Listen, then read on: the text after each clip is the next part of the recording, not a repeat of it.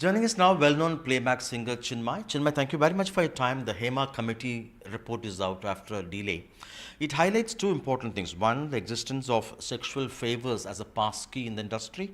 Number two, also power groups present there, how it, in a sense, brushes everything easily under the carpet. How do you look at this? You've been a champion of this kind of a thing in Tamil Nadu for many years. I don't consider myself a champion for any of this. Just that I think I was one of the many who had the privilege and the space to be able to speak up for the fact that I got sexually harassed at my workplace. And I am not surprised, and I'm so glad that Kerala, being the first state, and the WCC, the women who persevered and decided to go against all odds to set up something like this, despite being abused, called names. Many of them faced shadow bans. Many of them lost work because they were called troublemakers. But I really give it to the ladies in the Kerala film industry for having persevered and fought through the system to set up something like this. And more importantly, the bravery, the courage, and the gumption of the female actor whose sexual assault case in 2017 laid the foundation for the WCC to come together and to speak up and to set up something like this in the first place. And yes, the powers that be made sure that it was delayed for about 5 years. Several paragraphs have been redacted, some allowed, some not. So we don't know how many have been redacted, and as an aftermath of this, Mr. Siddiq and Mr. Ranjit resigning from their respective posts. And we are also hearing of this CPIM politician come actor, I forget his name. He has also been named. His ex-wife had also been speaking about his domestic violence in public for several years. So you know that it's, as long as violence against women is concerned, it is not really anything that political parties or politicians really actually care about, because they don't.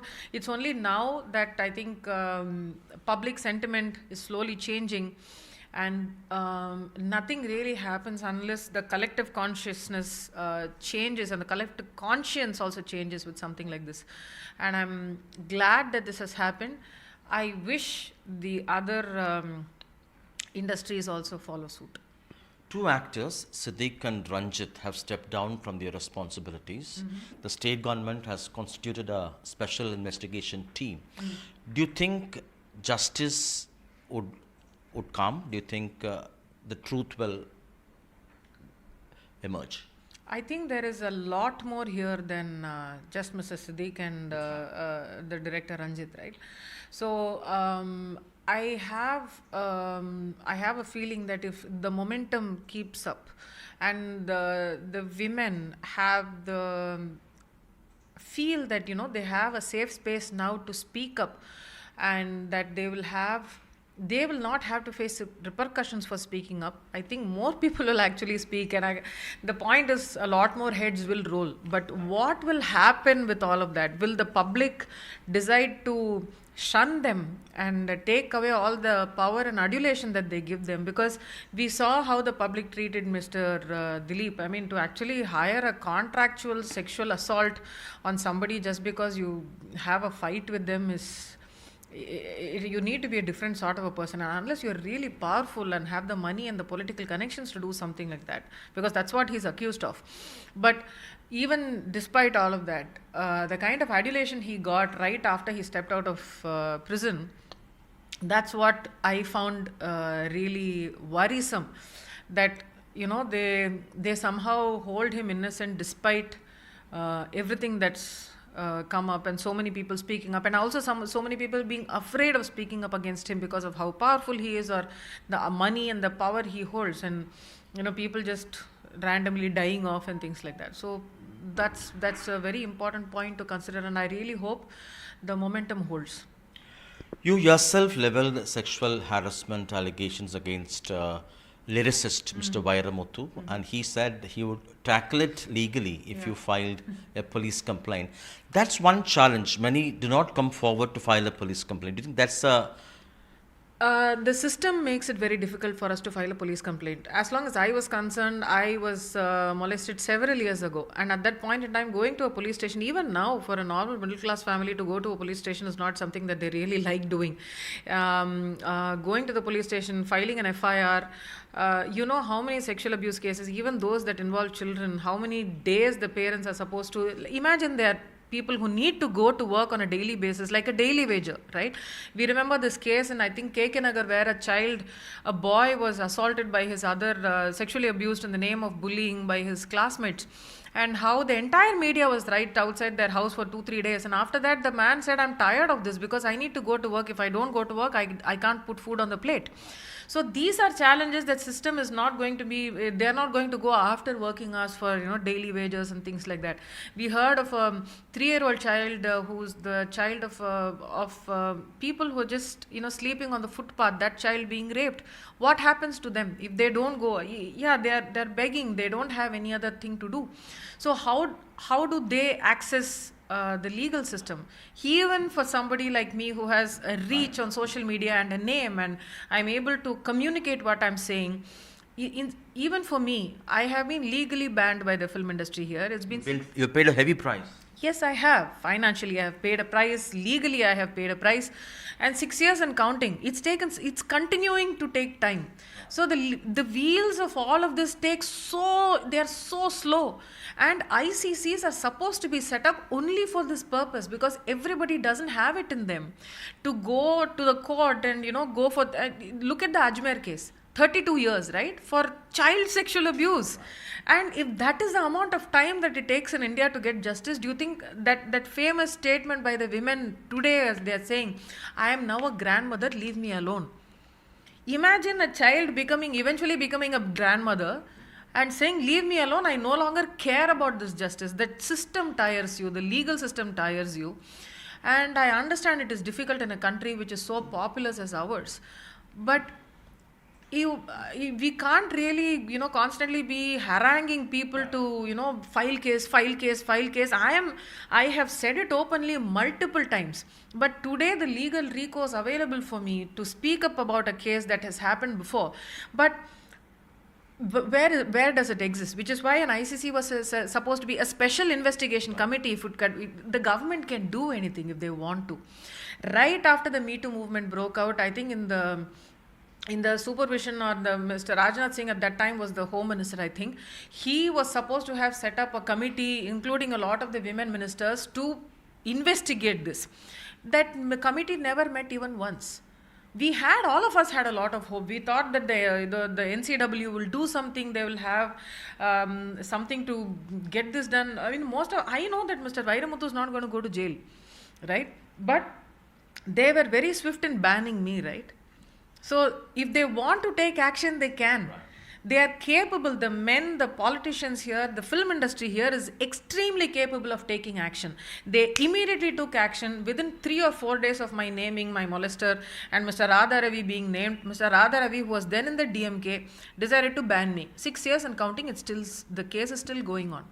So if they are in a position to ban a woman or a person speaking up, what prevents them from getting, all of these men are open secrets. If I go out and say today that Mr. Radha Ravi treats women with respect, people will laugh at you, because the man is right there, he's in the face, being abusive about some of the biggest female stars in the state and in the country. But the court of law, one would expect legally tenable evidence. Right. The non-filing of a police complaint, is that a fear that what they have in terms of evidence may not stand legal scrutiny? See, with a lot of this, right, especially when it is sexual harassment, molestation and things like that, a lot of it is circumstantial evidence. We don't have anything to show. Our body, the marks, if there are bruises, it's going to vanish in the next couple of days or a few days, however long it takes the body to heal. Which is why I think the corroboration is important. It is tough. But which is why the legal systems need to be right from the time that we want to go and file something like this. If we want to report something like this, the entire system needs to be sensitive to something like this. I think every day thousands and thousands, if not millions of cases like this get unreported. Only because everybody comes back and says, where is your proof? We can't be carrying body cameras all around us, right? So we can't be, furnishing proof for somebody coming and groping us or grabbing our chest or our hair or things like that. Because the kind of experiences that women are sharing today is something that happens. It happens like that. You know how men, will grope in buses. So what do we do? Carry cameras here? I mean, so we need to understand the first thing in accepting a social malaise like this is to understand, identify and accept that something like this happens. When acceptance happens, instead of denying in the first place, maybe solutions for that will be found. More importantly, when something like this happens, also to shame the survivor, saying that you continue to speak to them, you continue to work with them. All of us have different coping mechanisms as to how we want to deal with our aggressors. Everybody will not be in a position to fight at that point in time. Why did you not fight then? Why did you fight now? My wish, I have finally found the strength or have the support to speak up for it. And the stress responses that somebody will have, especially after a traumatic incident like this, the fight, everybody knows about, but nobody really speaks about the freeze. Some women freeze and some women fawn over their aggressors. Usually happens. And we need to understand all of this to not shame survivors and victims who have taken some time to process what's happened and to speak up later. Lastly, in Tamil Nadu's context, some filmmakers have made a decision that they will not engage with those men who face allegations of sexual abuse, particularly after the Me Too movement. But when it comes to the political class, the same members are being made a hero. They award them, they don't have any qualms sharing stage with them, be it the ruling party or ruling leaders in the state or at the central level. How do you look at that, and what's the message this kind of an approach would convey? The only message this conveys is that political class is telling women that no matter who your molester is, we will continue to platform them and support them, and we don't care about the women. The women can be body counts for all that they care for these molesters, because that's going to be another notch on their bedpost, as they call it. And as long as the molesters are somebody who are powerful, have money, or have a vote bank behind them, that is more important to them than the women themselves, or how many women speak up doesn't matter to them. And which is why I always think it is a joke when all of them speak about women's safety and they actually don't care about women. They don't care about women. They don't care about LGBTQI people. They don't care about the oppressed classes either. Especially when somebody with an oppressed background or a caste location that comes with not enough privileges or power or connections that somebody like me can have, they are doubly, triply, or maybe 100,000 times they go through so many more aggressions and microaggressions that I might not go through. The same mic is not given to somebody from that sort of a background. So I think at the end of the day, it's even to get justice, you need to be powerful, you need to have money, and you need to have a vote bank behind you.